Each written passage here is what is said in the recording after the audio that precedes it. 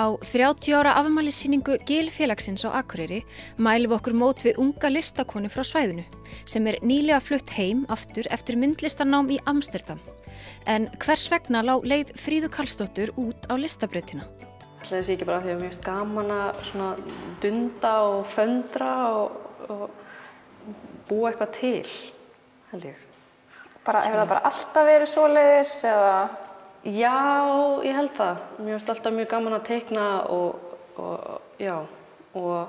svona að leika mér, þú veist, að klæða mig í búninga og vera svona að gera allt sem alls konar svona sem svona einhvern veginn sköpun og þú veist, og bara svona leikur, þú veist. Hvernig eru foreldraðinir eitthvað svoleiðis, voru allir í kringum þig, þú veist, í búningum eða var þetta svona bara þú eitthvað einu og þetta? Já, það alveg myndlistamenn í kringum mig, sko. Svona við ólst upp við það að fara á listasýningar og tónleika og þú veist, skoða alls konar, fara á svona listviðburði. Svo ertu búin að fara í listnám erlendis, segðu mér aðeins frá því. Já, ég svona útskrifaðist úr menntaskólanum á Akureyri og svona sá kannski aðeins eftir því að hafa ekki farið á listnámsbraut í VFMA en fór svo í myndlistarskólann í Reykjavík sem svona einsárs grunnur til að setja saman möppu og þá fær maður að pröfa alls konar svona 2 vikur í alls konar miðlum og þar var okkur hjálpað að setja saman möppu og sækja í öðrum skólum. En ég var svona ekki alveg viss en fyrst ég hafði þessa hjálp í að sækja og þá sótti ég í einum skóla sem Gerrit Rietveld Academy í Amsterdam. Komst inn þar. Þú sóttir bara innan eina skóla. Af hverju sóttir í þennan skóla?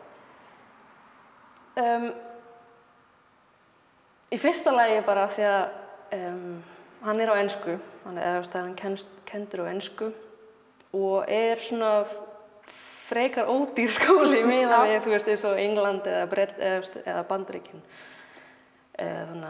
Og líka bara hann var með myndlist sem sko svona þekktur fyrir myndlistarbrautina og bara mjög svona frjálslegur skóli sem var bara mjög spennandi og Amsterdam náttúrulega ógeðslega skemmtileg borg og mér langaði að fara til útlanda. Skólinn hennar Fríðu mjög alþjóðlegur og nemendurnir kynnast mjög náið. Já, þannig að mér leið mjög vel þar sko og rosa lítil borg en samt rosa mikið að gerast þannig að þú veist, það mjög auðvelt að komast á milli staða og samt alltaf að gerast eitthvað þannig að manni leittist ekkert sko. Nei. Finnst þér þú hafa breyst eitthvað á þessum skólaárum? Já, ég held ég sé bara svona miklu opnari fyrir alls konar fólki og hlutum og ég held að það sé mjög mikilvægt að allavega á einhvern tímann á ævinni að skipta umhverfi þó að það sé bara að fara til Reykjavíkur eða skipta skóla eða eitthvað. Ég held að það sé mjög mikilvægt að, pröfa nýjan hóp þar sem þú þekkir ekki neitt og getur alveg svona endur uppgötvað sjálfa þig eða þannig. Afmælissýningin haldin í Deiglunni í Listagilinu á Akureyri. Hér hafa allir meðlimir félagsins sem á öllum aldri og með fjölbreyttan bakgrunn í listum stillt upp einu verki úr sínum fórum. Ég hef haft mjög mikinn áhuga á bara sögum og það var sérstaklega þjóðsögum. Þannig að það kemur mjög mikið fram viðhorf samfélagsins sem sagan varð til í. Og það sem mér finnst skemmtilegast að gera að skoða persónurnar og táknin sem í sögunum og svona hvað þær standa fyrir. Mjög spennandi bara að skoða það að nota venjulega hluti og búa úr þeim tákn.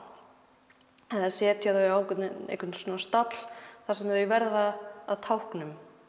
Og þá hægt að segja heila sögu með einu tákni.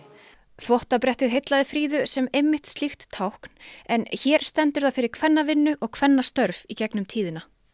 Sem svona smá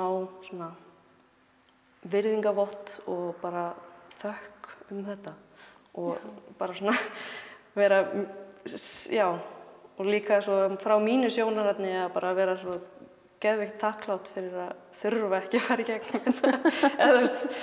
Já, að samfélagið hafi aðeins breyst. Já, einmitt. Ok, og þá er þess þvottabretti þarna og hvers vegna er eldurinn? Já, bara svona losna við þessa hefðbundnu viðhorf sem voru. Já, þannig að við konurnar gætum bara farið að henta öllum þvottabrettunum og kveikt í þau. Jú, það væri geggjað. Svona kannski að lokum, þá er svona spá í hvert sérðu fyrir þér að fara? Ertu að taka bara svona hvern dag fyrir sig sem listamaður? Ertu með einhver markmið? Jú, við segjum bara einn dag í einu, sko. Það er alveg, ég held að það sé bara best að horfa á það svoleiðis. Ég held að eftir skólann þá svona þurfti ég alveg smá tíma þetta bara til að slaka aðeins á og þú veist, hugsa hvað ég vil vera að gera.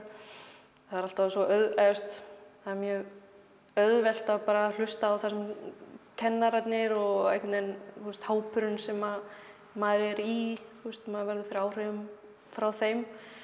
Og einhvern veginn bara þetta ár er bara búið að vera mjög gott einhvern veginn að, þú veist, fara að hugsa hvað ég vil vera að gera. Þannig að ég held að ég bara er svona rétt að byrja aftur og að búa eitthvað til, sko.